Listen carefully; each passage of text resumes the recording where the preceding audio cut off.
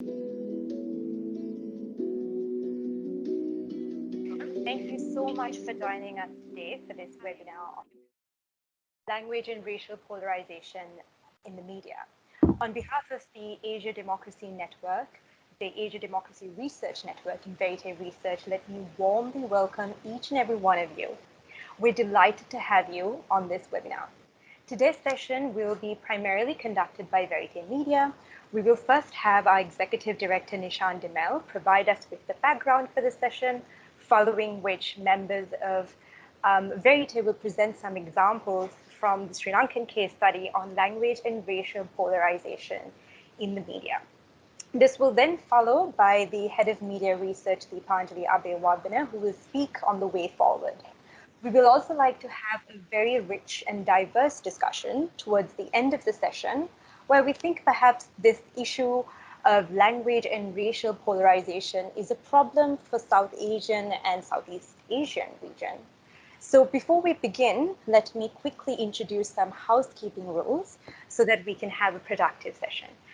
So during the presentations, we would really appreciate it if everyone can have their mics on mute. And in case you have any questions, please raise the hand icon you see on your Teams setup, or you can put down any question in the chat box, which we will then refer to during our discussion. Later on during the discussion, please feel free to unmute yourselves and contribute directly towards the session. And if possible, you can have your cameras on, which would be really great. And if that's not possible, that's totally fine. And I think with that, we can start the session. So let me first invite our Executive Director, Nishan, to set the context for the webinar. Over to you, Nishan. Thank you. So thanks for the researchers and team at Verité that have put this together. We are very glad to be having invited and the participation of not just organizations in Sri Lanka, but organizations from all over Asia are participating today. And we even have a speaker, I think, joining from the Philippines and many others that we hope will contribute from different parts of the world to the question and answer session as well. So let me first say a warm welcome to all of you who have come to join us on this very important discussion.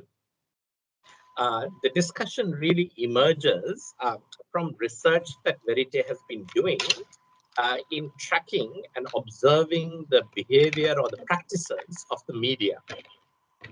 And I think today we want to highlight some very specific practices of the media or issues in the media. One of them is really the fact that in Asia, like in sort of, it's quite, not like, say, the Western parts of the world, I think we do have countries where there are a large number of languages that are simultaneously spoken and the lingua franca of the population. There is no necessary, dominant language, and certainly the populations are large enough that dominance can vary. So first, one of the issues we want to look at is really the divide by language. Can the same news, can the same issues be reported differently in different languages? The second issue, of course, is what we call racial polarization. That is where, say, there is always, so in Sinhala in Sri Lanka, say Hindu in India, there's also sometimes a dominant language. And when that is the case, can reporting in the dominant language end up having sort of a negative profiling of those who are not in the dominant language, of ethnic minorities and religious minorities? So these are the two big questions we're going to cover. And I think my task, before Maho does a little more of it, is to say why this is so important for democracy.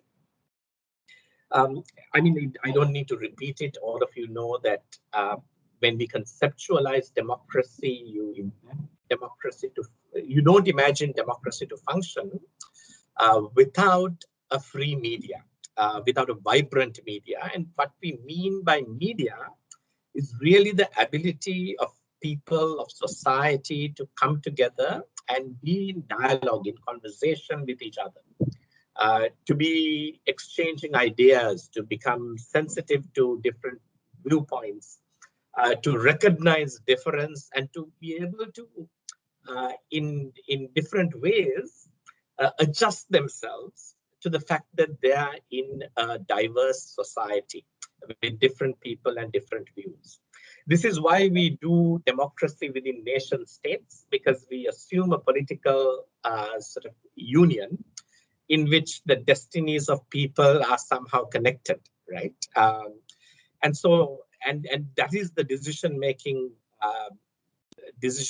nexus that we have, that countries make decisions for their societies and their population. But if the media doesn't function adequately, so of course we are very familiar with issues of suppressed media, and I think many of you here from working for democracy in different parts of the world are very familiar with the concern for the freedom of the press. And we recognize when the press is not free, then the public is not able to communicate their concerns and hold those who are governing accountable and responsive to the issues that society faces. I think you're familiar with Amartya Sen's very famous thesis that says that famines never happen in a society in which there's democracy alongside a vibrant and free media. So those are the conditions that Amartya Sen and his colleagues discovered. He won the Nobel Prize for that also, for that research, that famines take place only when the concerns of society somehow suppressed, and that happens in the absence of democracy. Even in democracies, it can happen in the absence of free media. What we want to talk about today is quite a different thing that is generally not discussed. It's not about the freedom of the press. It's actually about the practices of the media that can function in a way to undermine this social union that is, and the discourse and the public discourse that is so important to democracy. So remember, I told you the two issues that we are going to bring about. What happens when the news and the issues that are consumed in one section of the public is entirely different to what is discussed and thought through in another section of the public? When Tamil speaking people in Sri Lanka have an understanding of what is important and what is at stake, that's very different and even opposed to the way Sinhala speaking people see the same facts, the same reality. That really prevents what we call the formation of a democratic discourse. And certainly that means that decision-making politics is going to be governed by the dominant language, and democracy is undermined in a way, right? So I think that's the first major concern that is important. And I think it's a concern that arises in Asia, where people do operate in their own languages, but that language, even though they have media, and there's freedom of the media, the way in which the media functions doesn't create single society. So often separatist movements, etc., can much easily arise because you are creating effectively a different political union or different political unions within the same geographic entity just through the practices of the media. So that's something we want to kind of bring out as a concern for democracy, that organizations concerned for democracy should look at the practices of the media, and we are going to unpack that problem from a Sri Lankan context, right? The other is, of course, racial polarization, where it's not a surprise anymore that democracy doesn't always bring people together. Sometimes divisiveness or polarization becomes a tool of democracy. I think ever since Donald Trump became president in the US, it's now more accepted theory globally. Though it was always the reality, even in countries like Sri Lanka and other places in Asia as well, that often dividing societies was a way of manipulating electoral success. So ever since independence, Sri Lanka had some tendencies like that, where dividing race-based politics got traction. And of course, then the political democratic electoral process itself becomes a system of creating division rather than togetherness, which then corrupts the ability to have a society, have democratic values where decision-making actually represents the concerns of the all rather than the few, or the many rather than that takes into consideration all sections of the population. So again, I think what we want to do is represent some analysis from Sri Lankan media, where racial polarization is very much at work, especially in the dominant language, right? Where Muslims, Tamils especially, and say non-Buddhists can be portrayed in negative ways that then sort of upsets the social sort of convergence and creates a divided society, which then gets in the way of what I said was the hope of a democracy that we are talking about. So that's my sort of background to this, right? That this is a problem that I think is more acute in Asia. That more homogeneous societies like in the West uh, haven't had to deal with the problem. Therefore, it's not discussed in much of democracy theory as much. But of course, these are problems that then can be unpacked and studied in our context, which is very important to do. Verité is also part of the Asian Democratic Research Network, and I think a goal is to bring research and thought to bear on the work that people do to advance democracy. And so we are sort of very glad to be working with the Asian Democratic Network in presenting this seminar. And we hand over back to Maho to maybe say a few more words of introduction to the specific presentation and hand it over to the speakers. Thank you.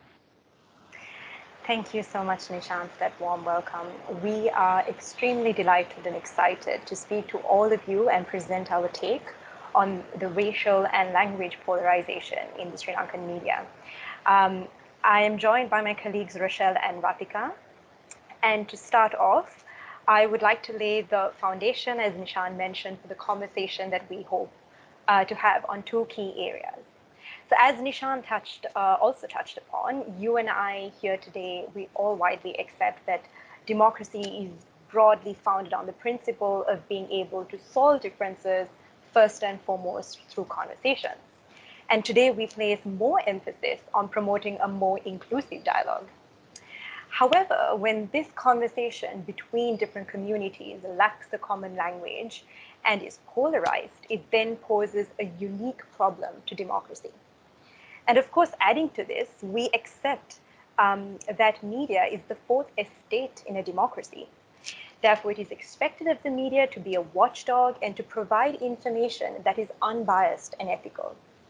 Therefore, there is this expectation of the media to be an enabler of democracy, because the media is simply a democratizing force, especially in terms of promoting coexistence and conversations between different communities. However, what we are here to show you today is how the media might be failing and falling short of living to this expectation. In the sections that follow, we will introduce two media ailments that exist within the media landscape: language polarization and racial polarization. And what we hope to show you is that these ailments then function as a disabler and poses difficulties for democracy rather than being an enabler of democracy. Therefore, if we're interested in fostering and preserving democracy, these are two very important ailments that we need to pay attention to, as Nishan also touched upon. And often when we discuss difficulties for democracy, especially in the context of media, we tend to consider them through a Western lens. So threats to journalists, threats to plurality, independence of media, and information disorder. But perhaps in addition to these, in the South Asian region, we have our own challenges, in addition to the challenges that's experienced in the West. Now, of course, this is not to say that the Western countries don't experience racial and language polarization in the media. Of course, there are examples of such language polarization in Quebec, Canada, where the French and English media cater to two different discourses. We also have examples of racial profiling in the US, especially between whites and African Americans. But overall, as Nishan mentioned, the Western society is more homogeneous and tends to focus on a different set of concerns. Whereas South Asia is more heterogeneous. It's ethnically, religiously, and linguistically more diverse than most Western regions.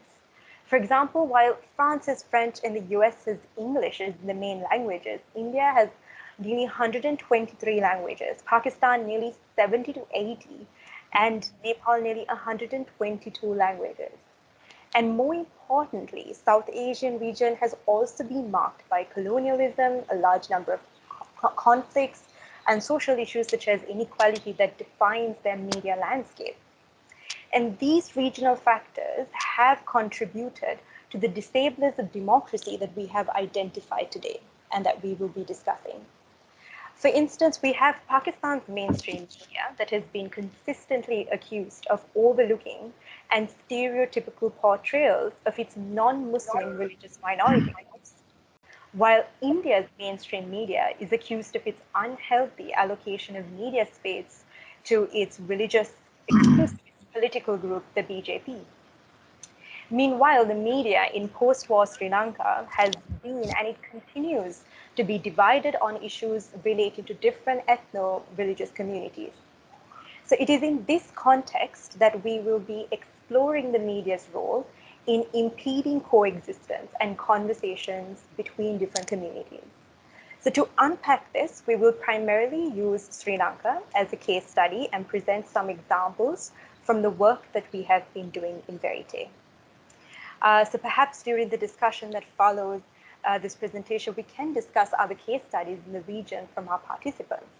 So the first section, focusing on racial polarization in the Sri Lankan media, will draw on examples from our platform EthicSci to show how ethno-religious groups in the country tend to be highlighted in news reports where ethnicity or religion of an individual is not directly relevant to the story.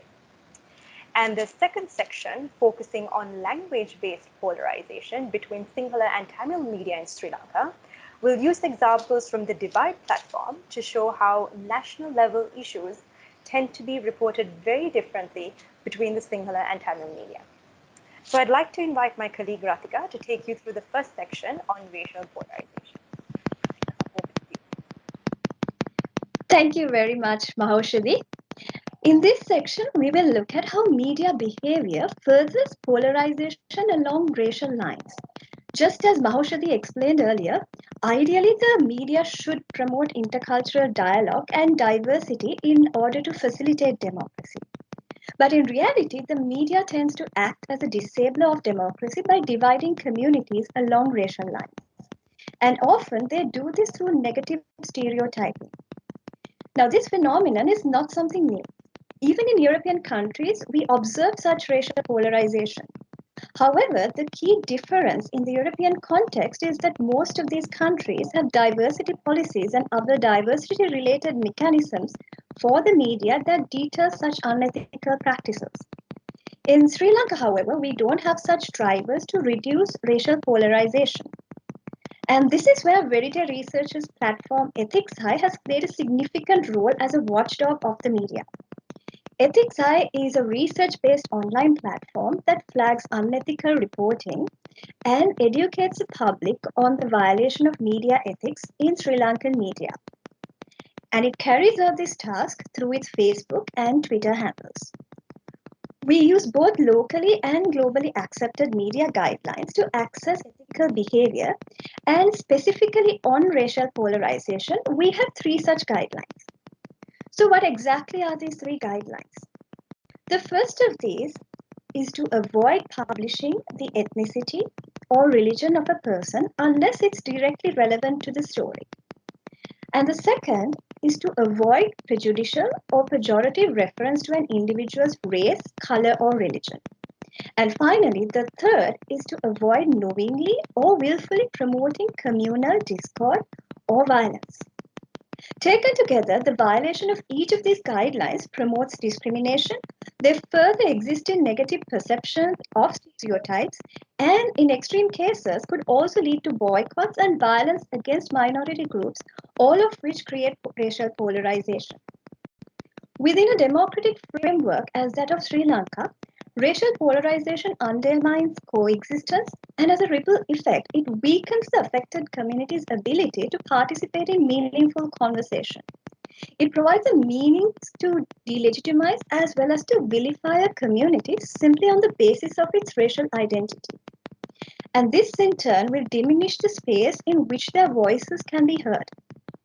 In terms of the media space, such reportage also leads to the purveyance of disinformation, particularly through social media. We see then how the violation of these guidelines contributes towards the media acting as a disabler for democracy. And in the section that follows, we will take a closer look at each of these three ethical guidelines we just outlined. And we will also provide examples from the Sri Lankan media. So the first of these is to avoid mentioning ethnicity when it's not directly relevant to the story. Now, what's really interesting here is that most often newspapers publish the ethnicity in negative context. For example, by reporting on criminal and also illegal activities. We have noticed such examples not only in Sri Lanka, but also in the South Asian region in general. And especially during COVID-19, there has been an increase of this particular violation. For example, in neighboring India, the media linked the spread of COVID-19 to a Tabligh Jamaat conference, and Muslims were blamed for the spread of COVID-19. And if you look at our first example from Ethics Eye, we see an instance of this from Sri Lanka.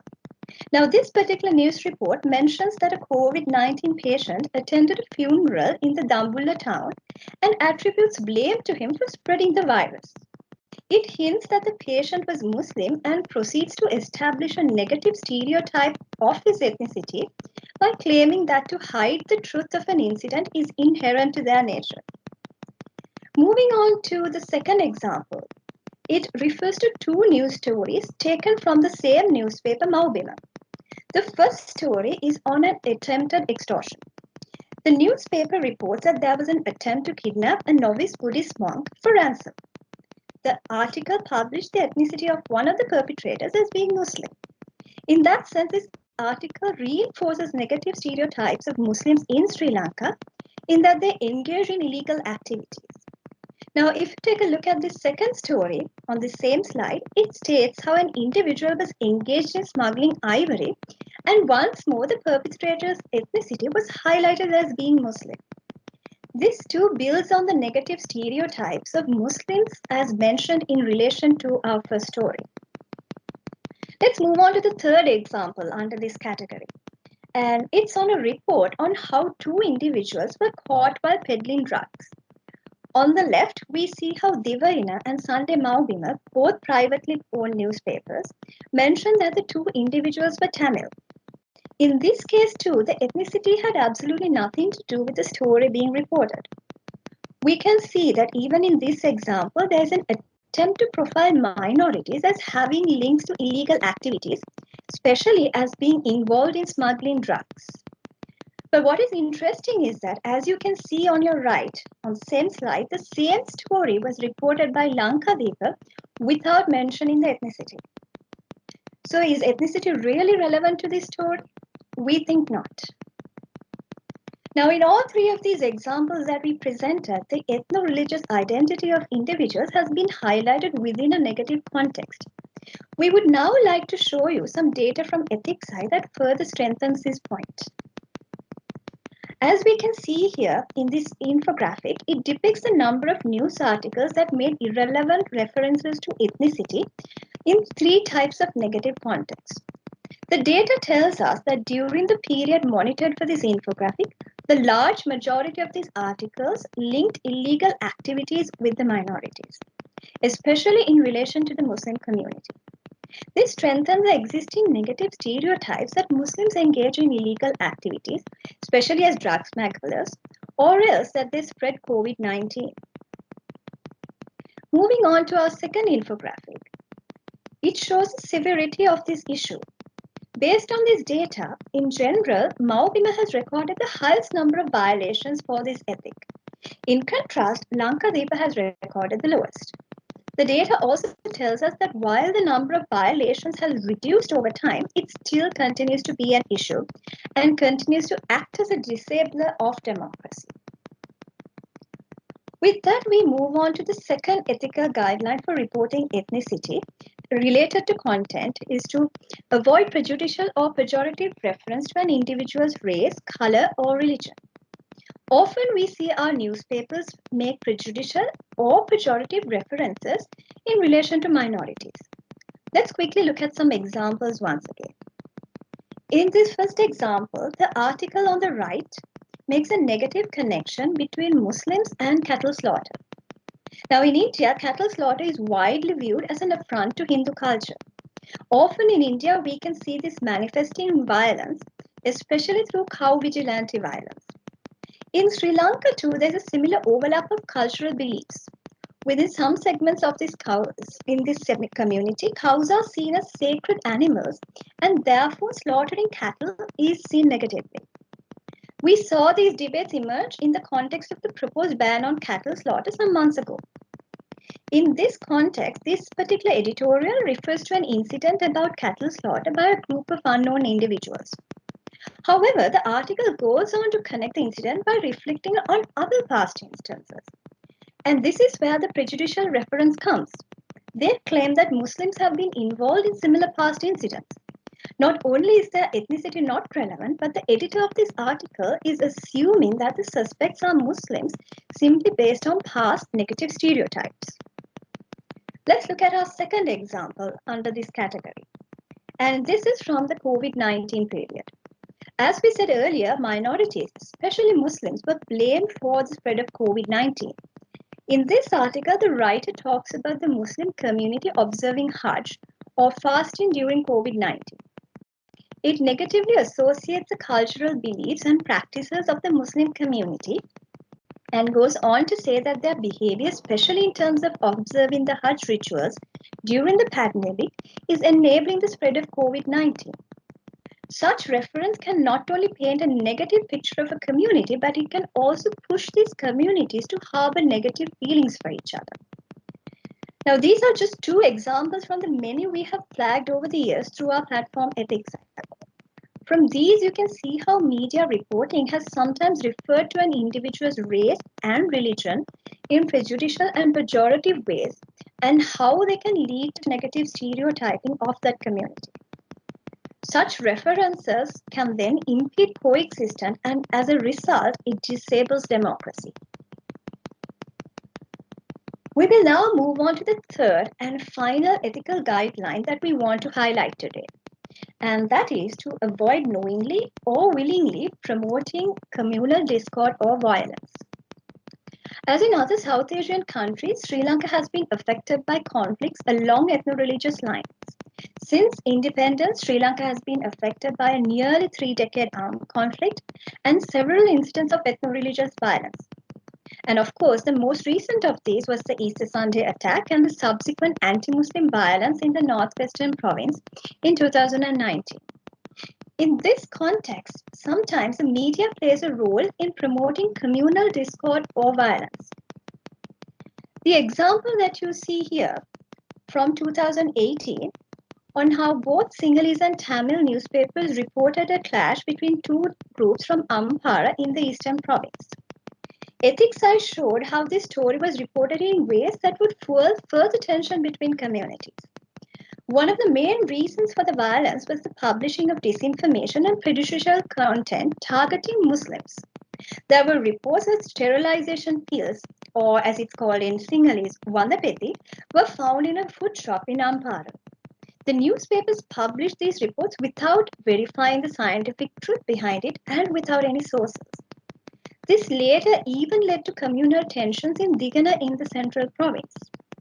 Now you may be wondering, how is this all connected? Now within the Sri Lankan mindset, there are false canards that are often view Muslims as trying to sterilize other communities to increase their population. Before this, Muslims were blamed as selling undergarments with sterilization substances to Sinhalese women. These false canards have even been publicized by politicians, as you can see in this example from Verité Research's fact-checking platform, factcheck.lk. So as you can see here, it was Minister Udaya Gammanpila who claimed in June 2019, just 2 months after the Easter Sunday attacks, that the Sinhalese community is in danger of being extinct due to the high population growth of Sri Lankan Muslims. The claim was later debunked by factcheck.lk, but there are segments in society who still subscribe to this belief. Even after the Ampara and Digana incidents, Dr. Shafi, a gynecologist from Kurunangala, was accused of allegedly conducting sterilization surgeries on Sinhalese mothers. Such references then lead to communal tensions. In the case of Digana, at least 2 individuals were killed and many Muslim-owned businesses and mosques were either destroyed or damaged. As seen from this example, media can play a role in promoting violence and communal tensions. Taken together, all 3 of these guidelines then demonstrate how media acts as a disabler of democracy by contributing towards racial polarization. So with that, we come to the end of our examples on racial polarization. And I would like to now invite Rochel to take us through the second ailment, which is language polarization. Over to you, Rochel. Thank you very much, Rathika. As Mahoshadi outlined earlier, the second ailment in the media that disables democracy is the language polarization in media. Often when language polarization is discussed in the West, it tends to focus on what we like to call the spatial divides. Essentially, the media not giving space to feature a story of another community. But in Sri Lanka, in addition to these spatial divides, we have a problem of discourse divides. And what we mean by discourse divides is where one common national level event or issue is discussed in 2 totally polarized ways. In the South Asian region, this perhaps is not isolated to Sri Lanka. We think that it really stems from the existence of a diverse community, as in the case of most South Asian countries. In Sri Lanka, we have 4 ethno-religious communities who speak at least 3 main languages, Sinhala, Tamil, and English. And our media landscape reflects the divides in society and features both spatial and discourse divides. In this background, we at Verité, through our platform, The Divide, highlight these divides in media. You can check our work via the TMA Twitter handle and Verité Research's Instagram handle. Let's now go through 4 thematic areas from the divide that clearly shows the language divide in the country. And in each section, we will try and show you how language polarization has impeded conversations between the different communities. Often when we think of democracy, we think of elections and voting. But at the core of a democracy, perhaps even as strong as voting, is the need to come together and discuss and deliberate on common policy initiatives. However, when we have a media, the primary source of information to the public, presenting contrasting and at times totally different discourses, it's really hard to have one national level conversation. So let's go through some of these examples to see how this language divide manifests in Sri Lanka. The first divides we want to present on the reflections on the end of the war. Similar to our neighbors, India and Pakistan, who experienced conflicts along ethno-religious lines, Sri Lanka was affected by a nearly 3-decade armed conflict. Now, the war affected all the communities in the country. And since May 2009, the period following the war, we have had media debates surrounding celebrations and commemoration. In the north and east of the country, the people tend to commemorate their bereaved, and the Tamil media tends to portray them as commemorations. Meanwhile, in the south of the country, especially during state-led events, the end of the war is marked as a celebration in the Sinhala media. This year, similar to past years, we saw this being reflected in the headlines of the leading newspapers. Now, most Sinhala newspaper headings, as you can see on the screen, reflected on the war as a celebration or a war victory and placed a lot of emphasis on the national war heroes, the soldiers who fought. Meanwhile, most Tamil newspaper headings reflected on the war as a commemoration of the bereaved.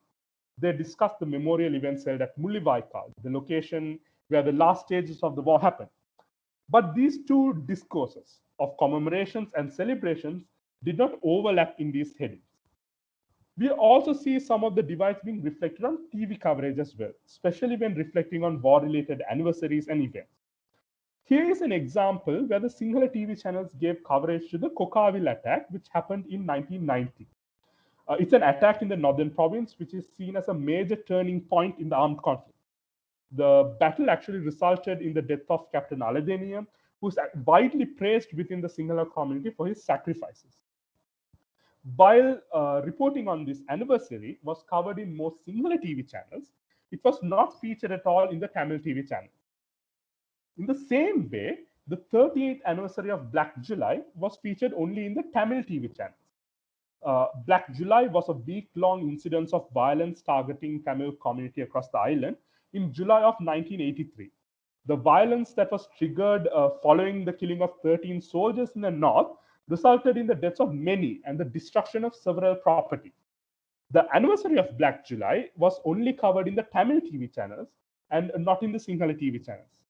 What is particularly interesting about this specific post is that two channels, Sirasa TV and Shakti TV, belonging to the same media company, taking different positions on it. These examples really goes to show how post-war reconciliation is in the country. The different communities are still divided, and this dividing conversation is driven by the media. The second set of examples, which is closely aligned with what we explained earlier, is post-war accountability. Now, post-war accountability is a highly contentious topic in Sri Lanka. Even if you see today's and yesterday's papers, you would have seen this issue. Often, the different communities don't see eye to eye on this topic, and our media furthers this divide by publishing contrasting views on the issue without trying to bridge the differences, showing both sides of the story. Two examples really capture this. The first example is on the United Nations Human Rights Council resolutions.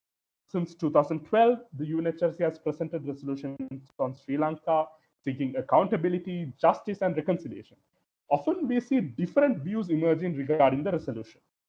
The Sinhala media views the resolutions as presented against Sri Lanka and as imposing too much on the country, especially through its recommendations such as establishing hybrid courts and prosecuting war heroes. Meanwhile, the Tamil media view the resolution as presented on Sri Lanka and as too little in terms of seeking accountability, justice, and even exert pressure on the government. The second example is on how the Sinhala and Tamil newspapers viewed Shavendra Silva when he was appointed as the army commander in August 2019. He is also the current head of our COVID-19 task force. Shavendra Silva was very instrumental in leading the last stages of the war in Mullivaikkal. Now, within the Sinhala newspapers, he is widely seen as a war hero who fought to protect the territorial integrity of our country. But most Tamil newspapers view Shavendra Silva as an accused war criminal for carrying out acts of genocide against the Tamil. Now, these two examples also show a lack of conversation between the two communities. A person who is perhaps exposed to only the Sinhala or only to the Tamil media will not hear about the other communities' views on it, leading to no real conversations between the different communities. The next area we want to present is on sacred sites. Sacred sites have a long history in Sri Lanka, as in most South Asian countries. And often their history is complicated due to various invasions, migrations, and infusions of religious beliefs and practices. If you look at our neighbors in the North, India, there are several contested sites like this. A very good example of this is from the town of Ayodhya, where Muslims and Hindus make claims over one site. The Muslims call it the Babri Mosque, while the Hindus call it the Ram Kovi. The Priya Vihar, a temple in the border between Cambodia and Thailand, is also another contested site between Hindus and Buddhists. Similarly, in Sri Lanka, we have several such examples. This particular example that you see on the screen is from Kanya Trincomalee, near the famous seven hot water springs. In 2019, there were some tensions between the different communities near the site, and we really compared and contrasted the coverage on it. What we saw was that the very same site being discussed in two totally different ways in the Sinhala and Tamil media. First, the Sinhala and Tamil newspapers identified the site in two different ways. The Sinhala newspapers called it an ancient Buddhist site, a vihara, whereas the very same site was called an ancient Hindu kovil in the Tamil newspapers. You can also see the difference in how the newspapers characterize the issue. For context, the North and East are mostly populated by Tamils and Muslims who often speak Tamil as their language. The Sinhala newspaper showed the tensions at the site as a threat to Sinhala Buddhist heritage and identity in the North and East, while the Tamil newspapers, on the other hand, saw this as the Sinhalization or the Buddhistization of the North and East. The fourth and final set of divides on social concern. Often, some concerns are given more prominence in one language media over the other, leading to spatial divides that we discussed earlier. This particular example is on malnutrition. In 2019, a child died reportedly due to malnutrition in Hambantota, a district in the south of Sri Lanka. What we observed was that the Sinhala media gave significant coverage for the issue, and the Tamil media gave very little coverage. Malnutrition is a national level issue in Sri Lanka that is not isolated to Hambantota or even the southern province. It's a wider problem in society that warrants a cross-community discussion. With that, we come to the end of our examples from Sri Lanka. As you could have grasped by now, some of these media ailments, such as racial and language polarization, does tend to be disablers of democracy more than being an enabler of democracy. With that, let me now invite our head of media research, Deepanjalie Abeywardana, to perhaps share some thoughts on the way forward from this problem, and then open the webinar for a discussion. Over to you, Deepanjalie. Thank you, Rochel. If I sum up what Rathika, Rochel, and Mahoshadi highlighted in their presentations, there are two key aspects that come out. First, media is thought of as an enabler of democracy, and therefore, a critical aspect of media is to make democracies work. Second, we can also see how media functions as a disabler of democracy and not make democracies work so much. The presentations highlighted two problems in media that undermine democracy. These include racial polarization and language divide. Usually, a lot of the emphasis is placed on social media when issues pertaining to democracy are discussed. For instance, hate speech and disinformation are often examined mainly with respect to social media. However, it is not just social media, but also mainstream media, which is a part of the problem.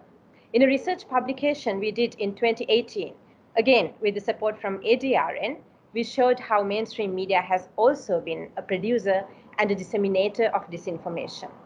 There may be at least two reasons that explain why mainstream media contributes to racial profiling and language divide. One, inadequate awareness of the prejudices that journalists may have that are likely to emerge in their reporting. And two, insufficient awareness of media ethics and media parochialism, which inhibit the effective functioning of media in democracies. In such a scenario, what can we present as the solutions or strategic interventions to ensure the role of media as an enabler of democracy? Among several such measures are empowerment through awareness and education with empathy. What do we mean by this? We are proposing to educate media consumers and to create awareness among them. This way, media consumers can build their immunity to ailments the presentation highlighted, and they can also be empowered to hold media answerable. Today, we have eminent guests attending this session. We would like to ask you, the audience, what you think of these two strategies and whether you would like to propose anything in addition to these.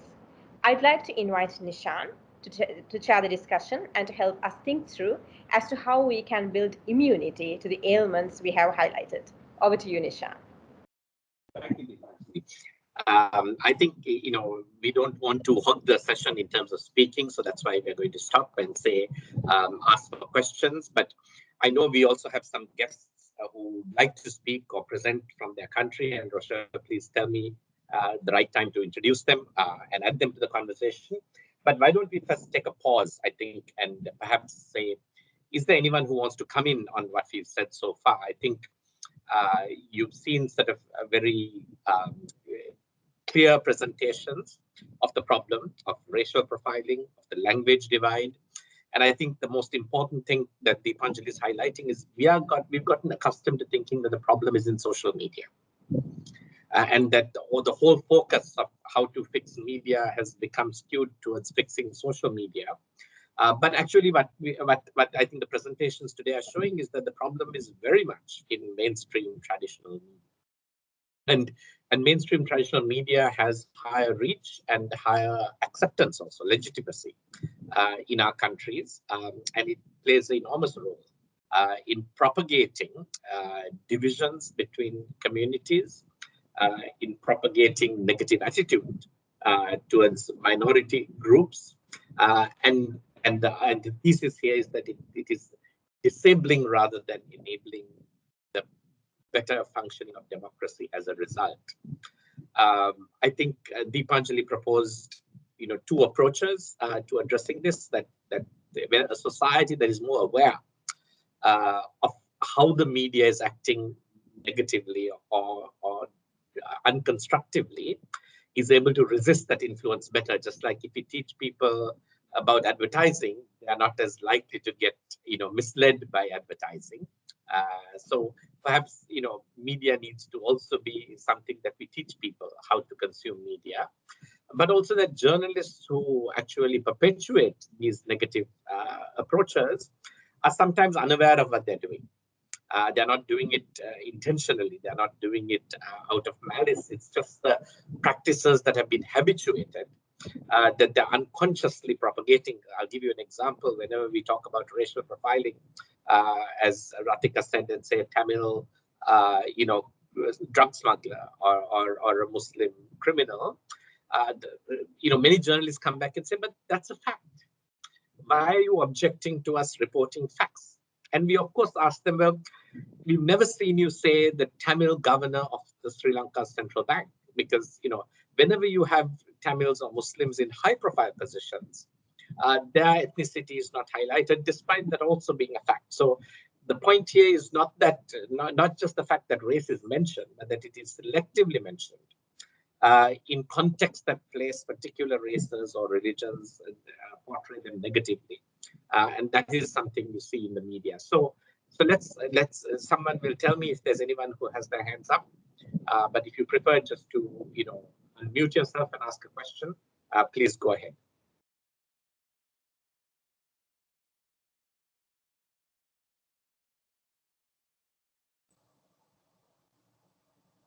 I know it's always hard to get the first person. Yes, who is that, Rochel? No, Nishan. So perhaps until we wait for the questions to come, we can perhaps introduce Tess from Philippines and hear her thoughts as well. Sure. Rochel, are you going to, would you like to introduce her, or would you like me to introduce her? Anyway, it's fine, Nishan. Okay. So why don't I say, sure. I think Tess, Tess, please help us in pronouncing your name correctly. Is it pronounced Bacalla? Bacalla. Bacalla, sorry. Yeah. Thank you so much. Yeah, so Tess has agreed to speak for a few minutes on the Philippine experience. I think in addition to the major challenges globally and threats to media freedom that journalists face, I think what we really want to hear is how the national discourse in the Philippines is also affected through the kind of media culture in the Philippines, and how that is an Asian experience that we'd like to sort of engage with. Rochel, is there? Perhaps you can say a few more words about Tess and then hand it over to her. Sure, Nishan. So Tess here is actually the chief editor and project lead at Asian Democracy Chronicles, and she has actually served in the past for the UNESCO as well. I think yesterday I had a brief chat with Tess, and I learned a lot from her just within that 20 minutes itself. And I hope, Tess, you can actually give us a brief understanding about how media landscape works or functions in Philippines. And over to you, Tess, really. You can take over from there. Tess is an award-winning journalist in the Philippines, and we are very proud to feature her in this event. Thank you, Tess, for joining. Yeah. Thank you, and good evening. Now, it's afternoon there, so good afternoon. It's evening here in the Philippines. We're 2.5 hours ahead. Anyway, thank you for the invitation. This is a very interesting discussion and very timely at that. I recognize that these issues are confronting not just Sri Lanka, but other parts of Asia and other parts of the global community. Just some very brief background information on the Philippines. So we are in Southeast Asia. We're not too far away from some Sri Lanka, I would say.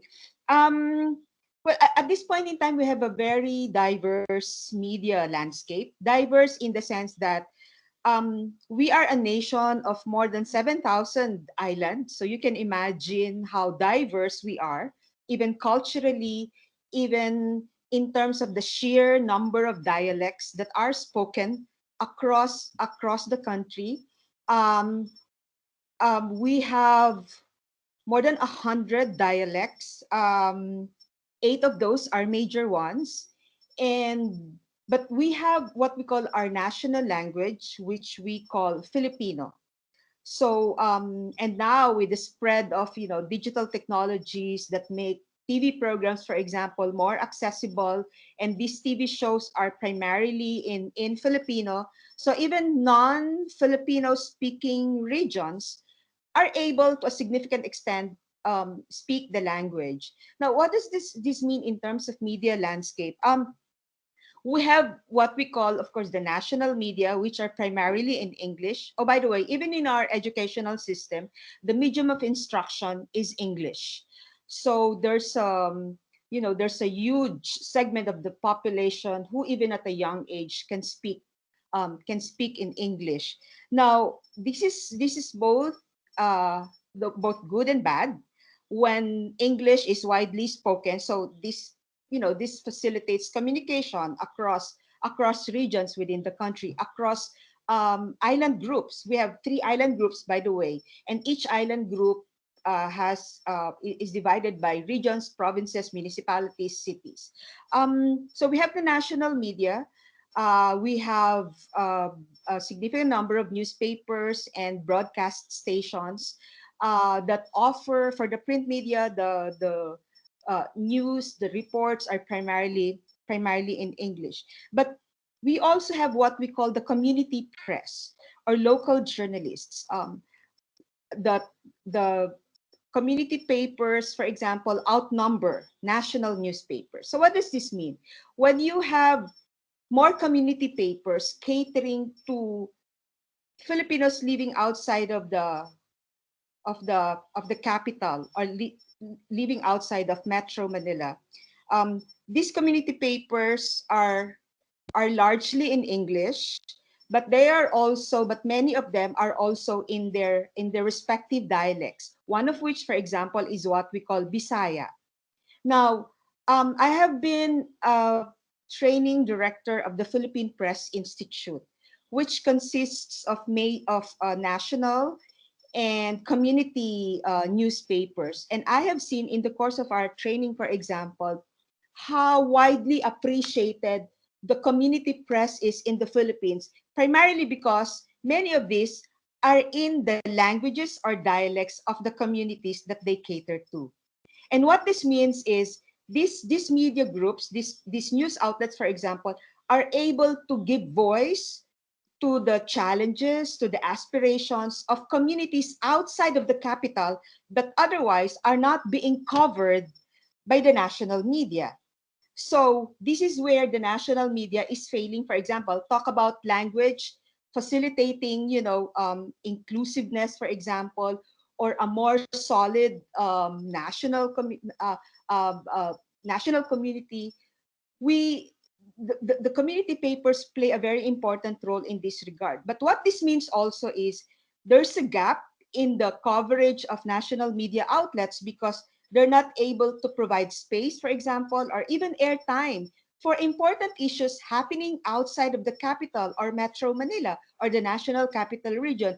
Many stories that need to be told that are not being told. So that's one problem. That's one issue. The other is, even if important stories outside of the capital are being covered, the language used is also very important. How are Muslims, for example, which is about 4 to 5% of the Philippine population, our population at this time is about 108 million.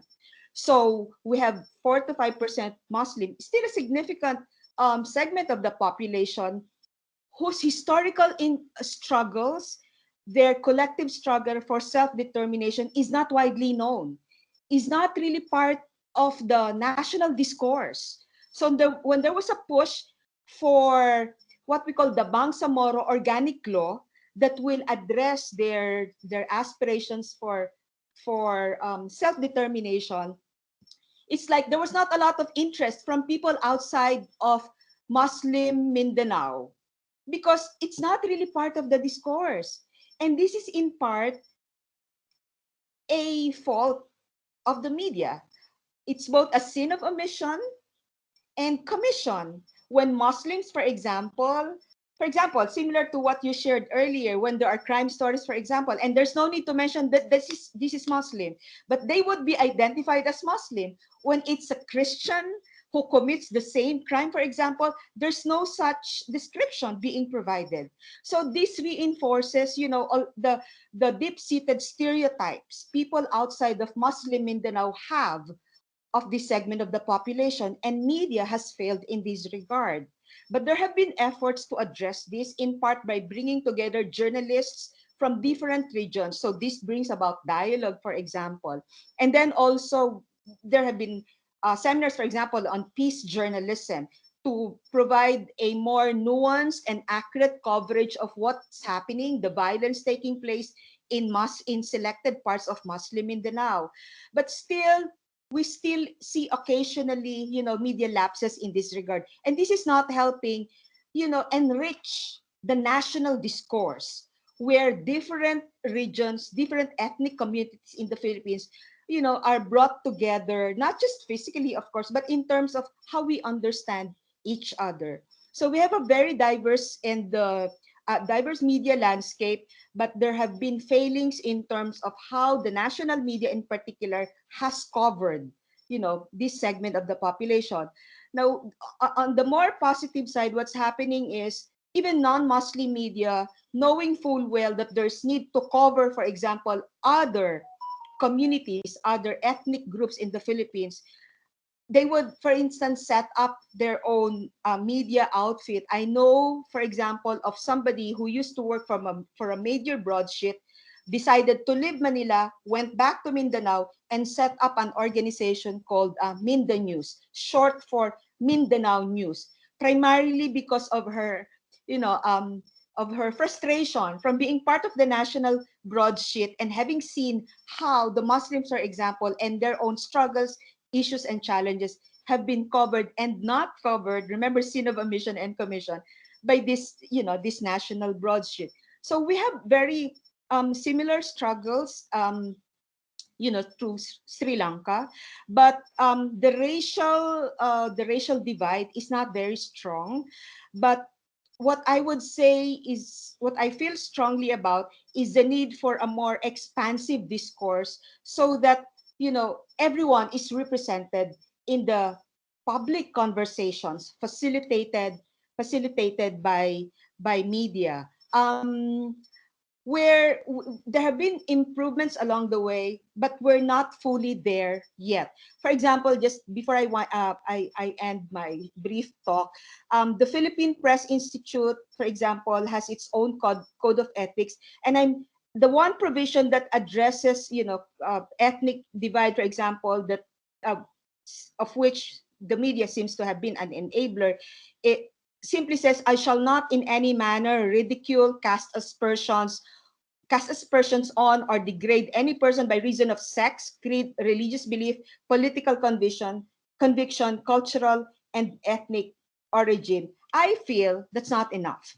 It has to be expanded, for example, to help the media become more sensitized toward ensuring a more inclusive, coverage that brings different voices together and facilitates, more dialogue, better understanding of what happened, for example, to the historical injustice that has confronted Muslim Mindanao for decades, dating back to the Marcos era, for example. So I mean, I can welcome questions later on, but I hope that gives you somehow an understanding of what's happening in our own media landscape. Thank you, Thank Tess. you.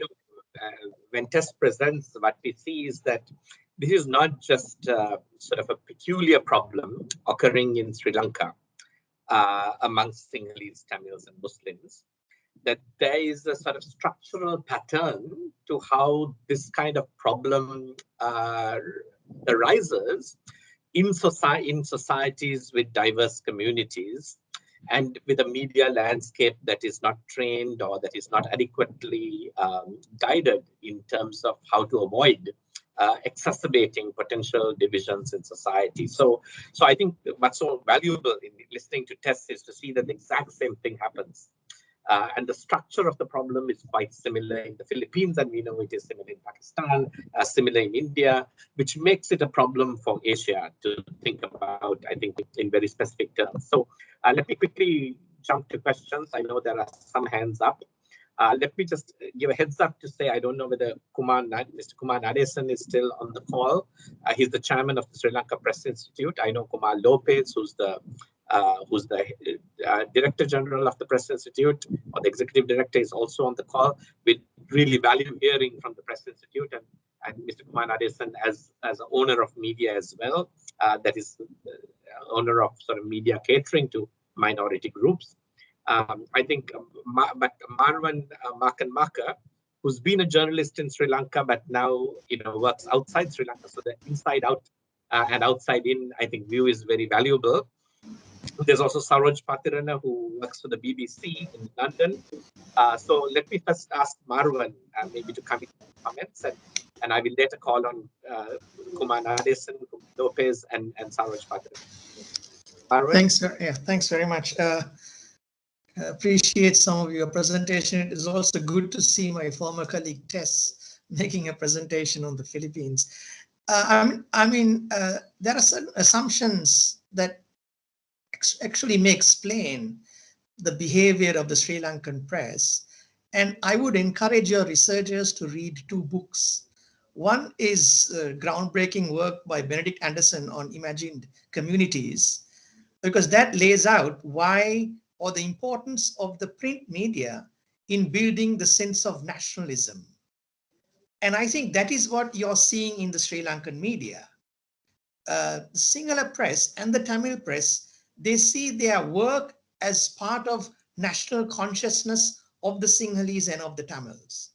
So, whereas you don't find that with the English language press, which I'm more familiar with. So I think the fault lines that you quite rightly presented manifest itself from that. And then the other work that goes back even further is by this former British civil servant during the days of colonialism.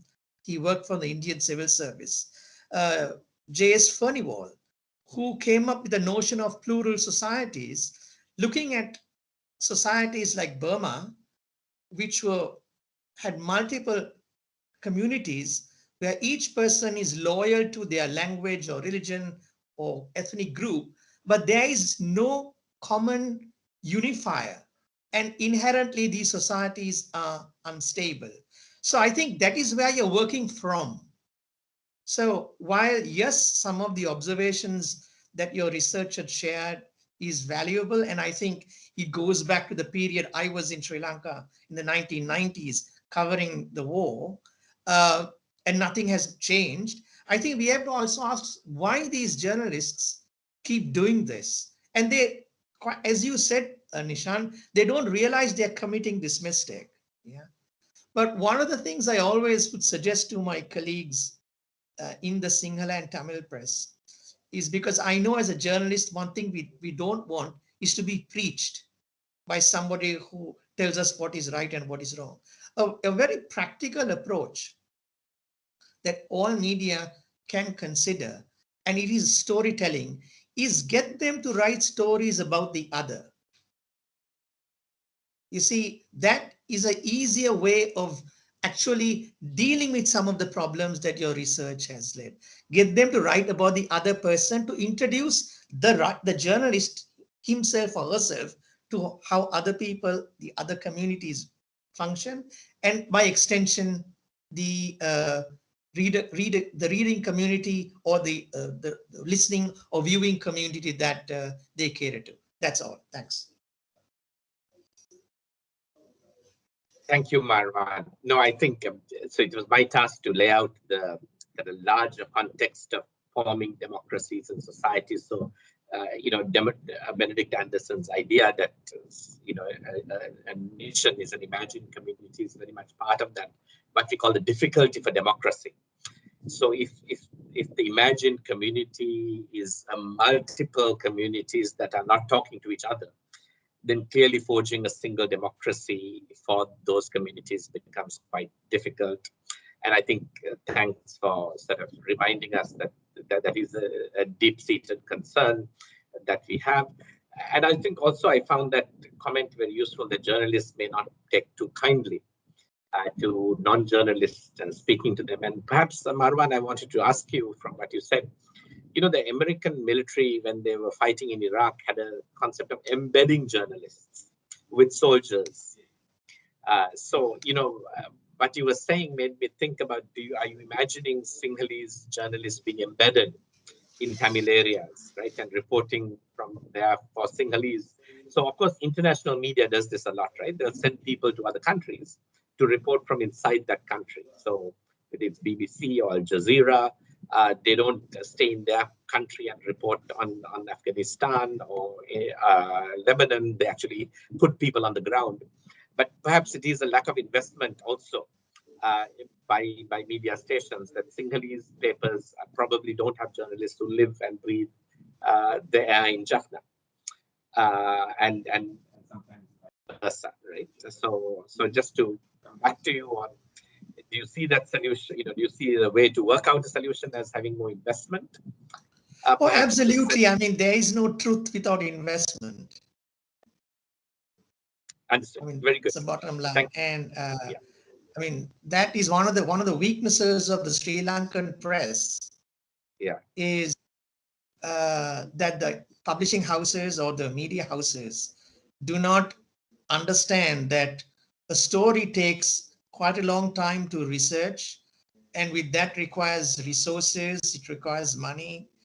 I mean, and I know it personally because of the side of journalism I am in as a foreign correspondent. I mean, my company pays for taking somebody out for a dinner, traveling to a place that is distant from Bangkok where I am, traveling to a country next door.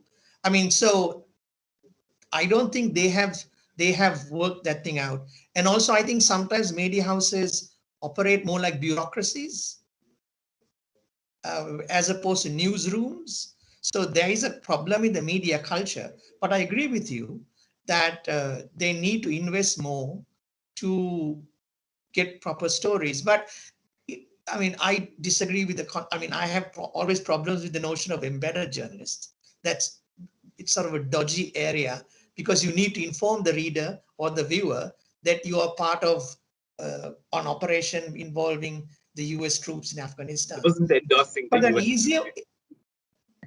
but an easier option is as I said, if a news organization at least once a month or twice a month, they ask a journalist to write a story about what's troubling the other community, right? Yeah. Mm-hmm. That's all. It's a very simple solution that will help to open people's eyes and become aware. And, in fairness, we are all human beings and we are touched by what's right and wrong. And a single journalist in a Tamil community might come up with stories that would touch him or her and vice versa. And, that's the starting point of a conversation to open up the space. Thank you. Thank you for that idea. Saroj Patirana from the BBC is with us. So let me invite Saroj. Perhaps, I think it's good to have Saroj come after Marwan, and there's all journalists on the ground and practicing their vocation, having done it, in a ways that are exemplary. Saroj. Yeah, Nishan, can you hear me? I hope yes. You all can hear me. Yeah, I mean, thank you very much for the very, very informative and thought-provoking presentation.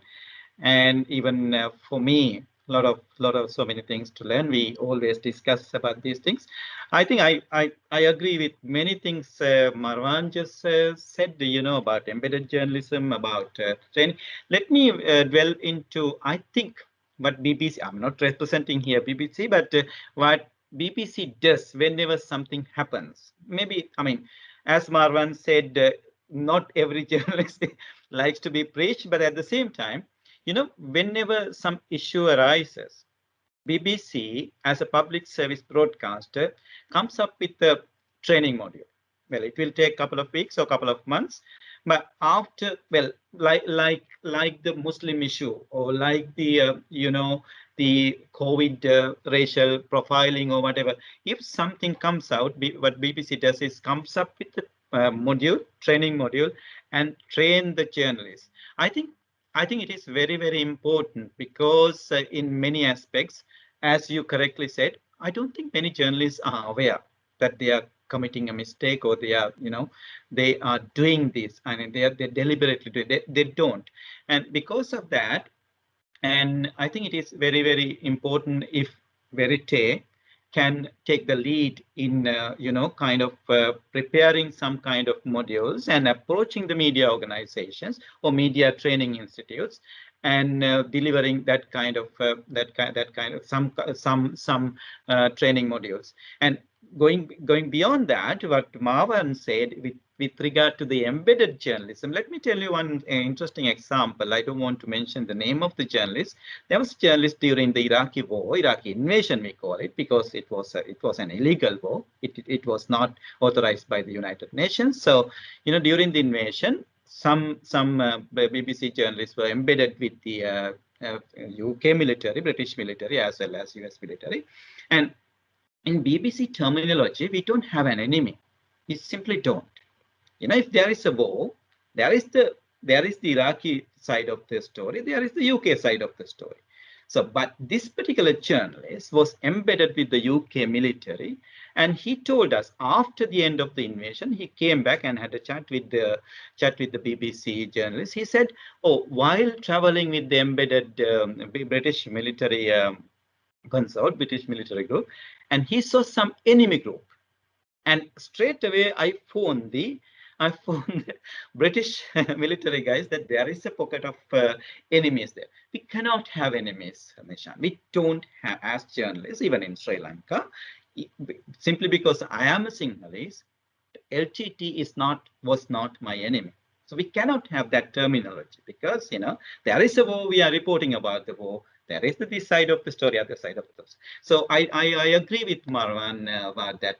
There are certain issues with regard to the embedding, embedding journalists with military, especially. But I mean, we can always disagree. We can discuss about. Before you continue, yeah. Thank you very much for providing that analogy that Sinhalese journalists writing issues that are to do with the conflict between Sinhalese and Tamils may effectively be functioning like embedded journalists. Yeah, because they're that's true. They're adopting the identity of the Sinhalese and looking at it from that group. So my proposal to Marwan was a little more radical. It was like embedding the Sinhalese with the Tamil. Yeah. So that then reverses that natural embedding that they have inherently. So now we have the we don't have a choice but to be embedded, right? It's the embedded imperative when it comes to race and religion, because with the Iraq war, it's very clear. If you go sit with the soldiers, you're embedded, and we call it embedded, and we are very suspicious of that. And me too, of course, I don't support that embedding. But I suppose what we are presenting here today is the embedded imperative. Yes. That by being in a certain race and religion, you are embedded, but you don't know it. So how do we reverse that? Then perhaps by embedding you in the opposite direction, right? And putting you in some other context, which is what I think I was trying to flesh out with Marwan. But I think your example really brings out that this has a parallel. That's not that's invisible. That we are all at the moment the societies are in conflict.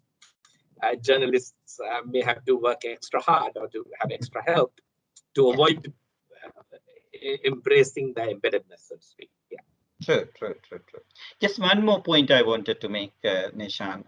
I think because of the digital media, if you call invasion or the emergence of digital media, it is kind of a race now for journalists to provide stories. So it is no longer kind of, as Marwan correctly said, you don't have enough time to research, you don't have enough time to even to travel. It is kind of you are sitting in front of a computer, laptop or phone, or so you are providing instant stories. What is needed is people, the journalists are traveling. Sinhala journalists should travel to the north and east, right? And also those journalists from the north and east also need to come down to the south and research their stories, as well as kind of interact with the other for them to understand more. I think that is the space and time spent for your stories are very, very limited because of the kind of pressures of the journalism now today. So I think we also need to think about that. I won't take more time than that. Thank you very much, Nishan. Thank you and all. Thank you very much, Saraj. I think several people have raised the question even in the chat about journalist training. I think maybe Deepanjalie want to say a little bit about how you approach it. And one of the nice, useful things is that some of the media ethics that have been propagated and practiced universally, and there's codes that are fairly common, do help to rein this tendency. Which is why I think Ethics Eye is a platform that the Verité's media team runs, has been using that to kind of highlight to journalists that this is not somebody critiquing you, this is simply explaining that there is a code of ethics for journalists and kind of evaluating the practices against the code of ethics. Now, that may not be enough, but I think that's a great starting point. And Deepanjalie, do you want to say anything about your own sort of interest in training and media journalist training? Yeah, sure, Nishan. Thanks so much. And I agree with Marwan and Saroj both on the points they raised. Some of the things that we have been doing in the past is mainly training. And it's interesting also to mention that something that Marwan pointed out, we have already actually started doing with Internews, where we have coached a group of journalists on how the divide happens. And the exact exercise was that the Sinhala journalist and the Tamil journalist were to come together. There were some Muslim journalists as well. Now that I'm speaking of ethnicities, I have to highlight it in this context. And they had to work on one story where there are divides. And that was the main exercise that was coming out of that. And that was one of the most recent trainings that we did, which became quite useful. It was an eye-opener and something that comes up in many of the trainings that we do, including this one and in the past ones, is that a lot of the journalists may not be fully aware of the ethical guidelines that are in existence for them to follow. There is very little awareness. And they are always kind of grateful when they actually they get exposed to these ethical guidelines. And then something else that we also see is that there are certain prejudices which are deep-seated in them, which they may not be fully aware of until it is being tapped into, until they are tapped into. So the moment you have a discussion with them and show why this could be at fault and why this should not be the case, and why there are certain ethical guidelines in place which kind of prevent you from doing that, then there's the consciousness that kicks in. And that's, I think, why Saroj and all of the others are highlighting training, because that can open a gateway into seeing something that you may not have seen in the past. So we definitely are interested in continuing training and also building training material as well as we go along. And like Nishan pointed out, what we are doing is not here to confront journalists, but this is a hand-holding exercise where we want to show why it can be better. Yeah, and I think also because in Sri Lanka, I think others have pointed out in the past that the media stations themselves don't invest very much in training or giving that kind of resources to journalists, right? So it's very much where you learn on the job type of situation. and it's not. So I think that underinvestment then does result in a gap between what the journalists may need to know and what they actually have with them. So I think we are coming to our last 5-6 minutes. I can open it up for anyone else to maybe ask a question. I know the SLPI people had to leave, unfortunately, before we got to this point. But also for any of the speakers to say anything else, for Rochel, for Rathika, Maho, if you want to add any further thoughts while we wait for questions. There is a question from, I think, Arundas Pandarnaka, who said, is there a period in time where this emerged? Can we find sort of can we find some historical sort of connection between the political currents and perhaps the way the media functioned? Now, I'm not aware of any study that has been done to do that, though it would intuitively one might say these two things tend to go together. The media behavior feeds politics, political currents feed media behavior, especially when society is getting polarized. And in a way, the more polarized a society is, the more susceptible it is to these sort of disabling practice, democracy disabling practices. So that's a sad thing. In a way, once the practice gets going, it tends to be self-reinforcing. It gathers momentum, right? Now, what we find in research on social media is bad behavior in social media, especially spreading false information about race and others, is fairly correlated to the level of inherent polarization. The kind of attitudes people have about the other tend to then guide their behavior. So I think it won't be a surprise to see that in journalism also, the way journalists themselves become amplifiers of social polarization and social prejudice. But of course, when journalists become amplifiers, it's self-reinforcing. It then impacts society negatively, and that then reinforces other journalists negatively, and this cycle goes on. So having ways to put a brake on that may be a very important part of what we call peace building and reconciliation. So when we talk about reconciliation, peace building, we talk about different ways in which communities can be perhaps helped to have different views of each other. Perhaps media is an extremely important arena in which that problem can be resolved on scale, I would say, right? So sometimes we have community meetings and we exchange, events and games, but actually media is constantly reinforcing these divides while we are spending a lot of resources on the ground trying to reverse these divides, amongst people and their attitudes. So this is why I think, again, engaging on this question for media becomes extremely important because it seems to be able to either amplify or reduce the problem at a significant scale. Deepanjalie, I will hand it back over to you to end the meeting if there are no other interventions.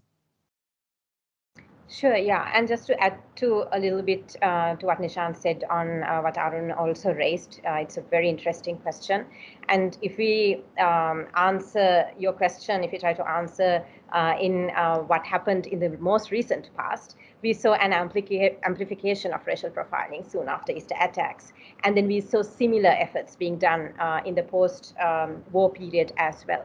And during the period of war, though a lot of references that we highlighted here included Muslims, we've seen that being directed towards the Tamils in that period. And we are not saying that this is absent in the Tamil media. We have a few examples from Tamil media as well, where the Sinhalese have been mentioned when it's not at all relevant to the story and when it has been also in negative circumstances. So keeping that in mind, I think the answer to that question is where national consciousness started building and how there were prejudices emerging as far as the period of Anagarika Dharmapala and how this polarization started appearing. And if I'm to sum up again from where we started the discussion, we can see how media has been functioning as a disabler of democracy, but that's not to say that media has not functioned as an enabler of democracy.